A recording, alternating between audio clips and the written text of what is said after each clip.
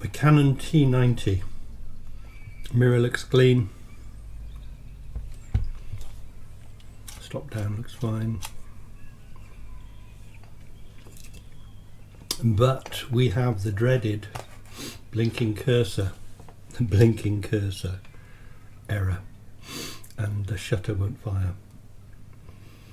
Luckily, there are lots of really helpful YouTubes about how to potentially fix this issue, and we're going to give it a go.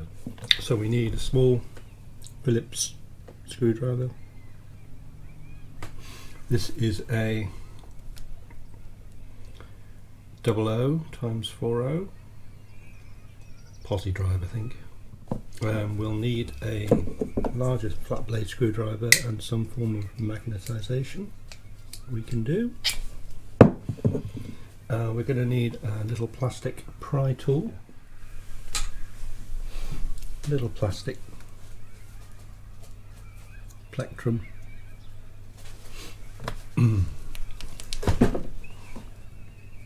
first thing we need to do is to well, let's just demonstrate the issue first of all. So when we turn the camera on, it all lights up correctly, and all the functionality seems to work. You can cycle through the different programs, everything's working there. But when we fire the shutter button, nothing happens. You can hear a very faint clicking as if something's trying to activate. This camera dates from 1986, Ernie, and yeah, Lord Finch has come along to inspect. It's a bit of a cult status because it was a sort of pivotal moment in Canon camera development where they introduced this style. It was one of the last of the FD mount cameras prior to moving to the EF or EOS system and all the digital malarkey that followed. But this was developed and designed as a very sophisticated professional camera with a lot of functionality on it, and I'd love to get this one working, so let's crack on. So battery out, little turn switch here, and it's one of the advantages of this camera is that it runs off standard AA batteries, which is really useful. I picked this edition up from eBay for the princely sum of £16. It was sold as spares or repairs, not working. I think lack of use is the downfall that tends to result in the error message that we're trying to fix. So there's the cursor, and when we fire the button we just get a blinking cursor. So I'll switch him off, take the batteries out and proceed.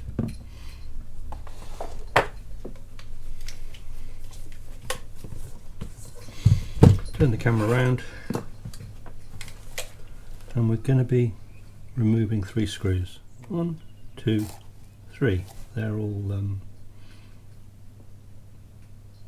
Phillips type.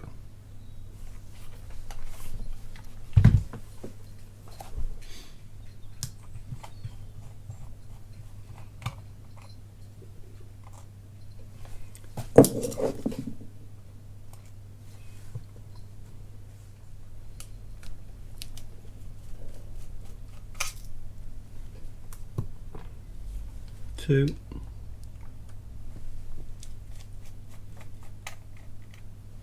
3.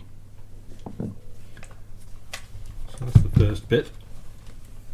One of the problems that can cause the error message is this lens mount becoming loose, and we're going to have a look at that as we work through.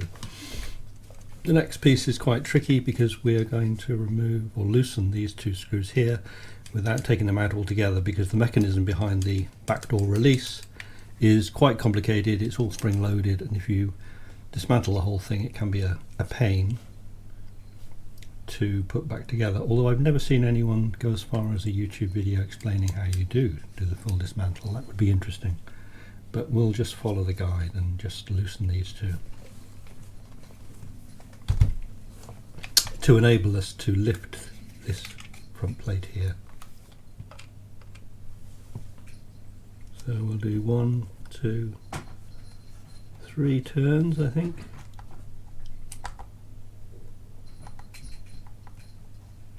One, oop, can't see that one. 1, 2, might not be quite enough, might have to do a bit more on that. Oh, just sprung up.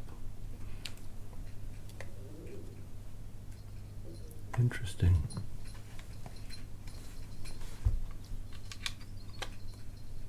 Well, that's sprung up quite nicely. Might tighten them slightly then.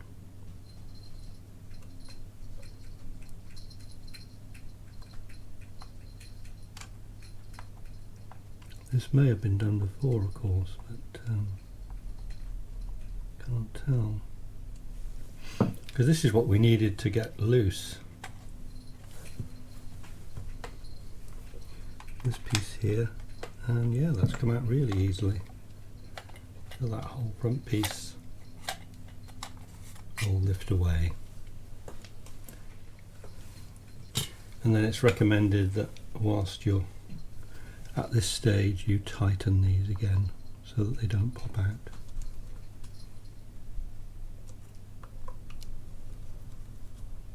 So that's that. Those tightened. So there we have the innards of the front plate. All looks tidy in here. The actual screw mount, lens mount screws are here, and these need tightening. You should check to make sure these are all okay first. Hello, Lord Finch. What are you doing?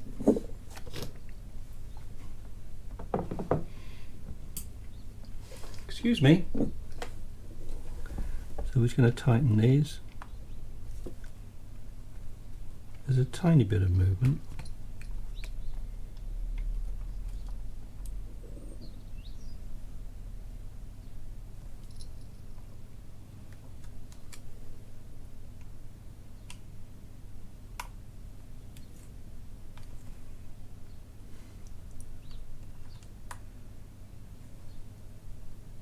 But I wouldn't have thought enough to create the problem. Now, down in here,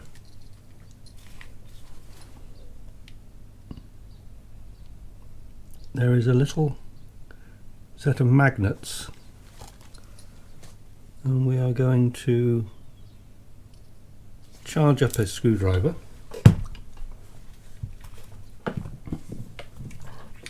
and activate that area, but only once I've put the batteries back in. So we need to be careful here.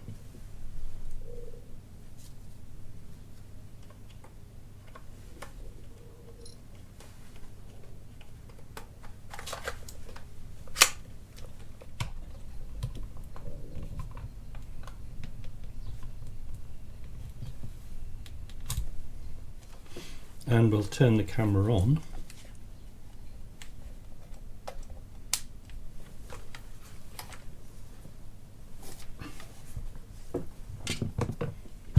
And now we're going to charge this one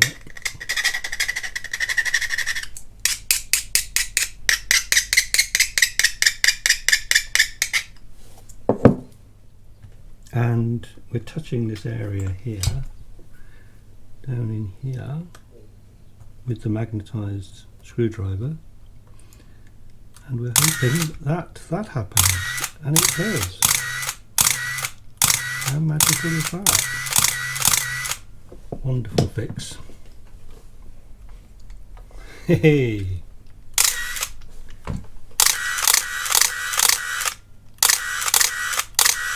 Well, that's a good sound, isn't it? So that really helpful guide on YouTube was a really good steer. I think it's for the flashing cursor, but it can also be a EEE error message that you get. Let's change the shutter. Go on to bulb mode. That's all working well. Let's try it on aperture priority, and I probably think 5.6 is the minimum.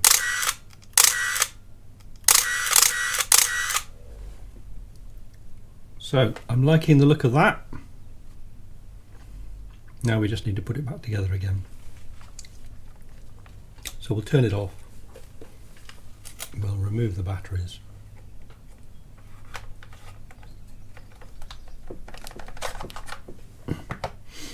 And we'll pop the front back on.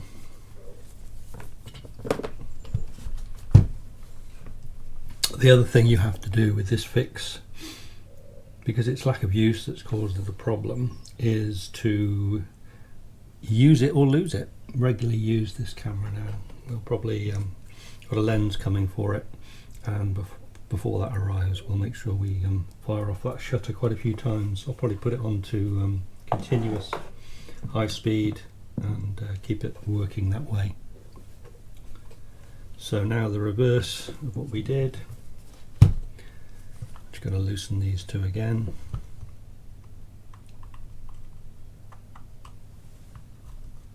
One, two.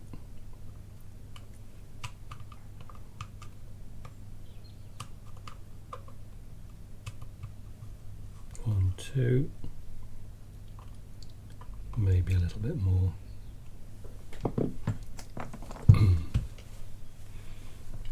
So we need to make sure that the aperture, the shutdown mechanism, is to the right up here when it goes in.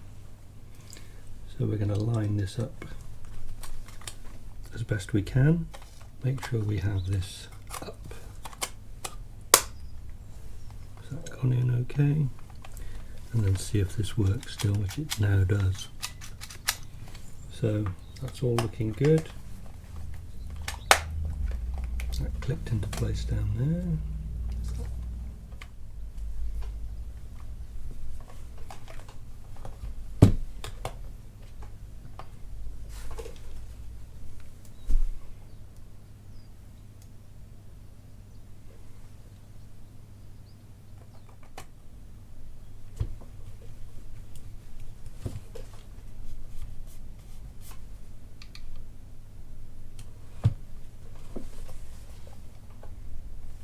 And that is that.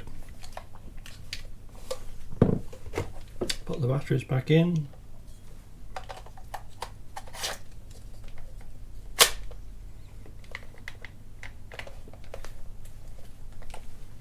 And let's just check it again, turn him on.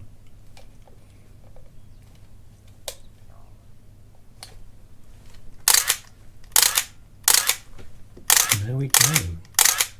A fix.